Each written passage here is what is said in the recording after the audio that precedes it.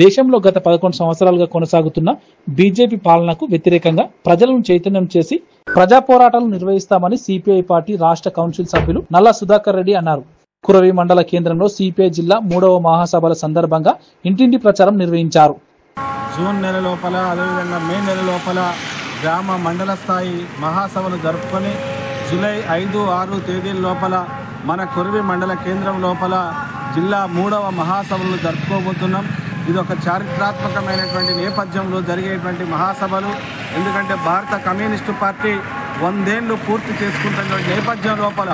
ఒక చారిత్రాత్మకమైనటువంటి వీరభద్రుడు నెలకొలి ఉన్నటువంటి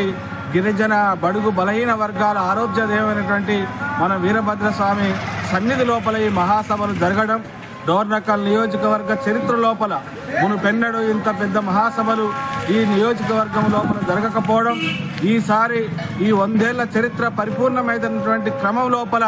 ఈ జిల్లా మహాసభలు ఈ డోర్నకల్ నియోజకవర్గం కేంద్రమైనటువంటి ఈ కురవి మండల కేంద్రం లోపల ముఖ్యంగా జాతీయ స్థాయి లోపల 11 సంవత్సరాలు ఈ దేశం లోపల ఒక ఫాసిస్టు పరిపాలన జరుగుతుంది. లౌకికవాదం సెక్యులరానికి భంగకరం కలుగుతుంది. ఒక మతపరమైనటువంటి భావోద్వేగాలు రెచ్చగొట్టి ఒక సార్వత్రిక ఎన్నికలను కూడా రద్దు చేసి జమిలీ ఎన్నికల పేరుతోని తమ యొక్క స్థానాన్ని శాశ్వతం చేసుకునేటువంటి ఒక నిరంకుశ పాలనకు తెరతీస్తున్నటువంటి క్రమం లోపల ఈ కమ్యూనిస్టు మహాసభలు జరగడం, ఈ మహాసభల లోపల ముఖ్యంగా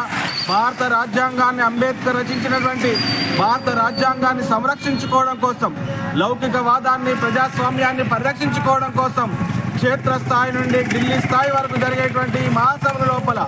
ప్రగతిశీల అదేవిధంగా అభ్యుదయ శక్తుల్ని కలగలుపుకొని రాబోయే సంవత్సరాల లోపల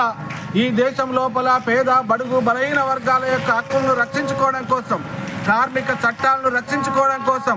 ఒక సమరశీల పార్టీగా, పేద వర్గాల యొక్క హక్కుల కోసం పనిచేసే పార్టీగా ఈ పార్టీని సమరశీల పోరాటాలకు ప్రణాళికలు సిద్ధం చేయడానికి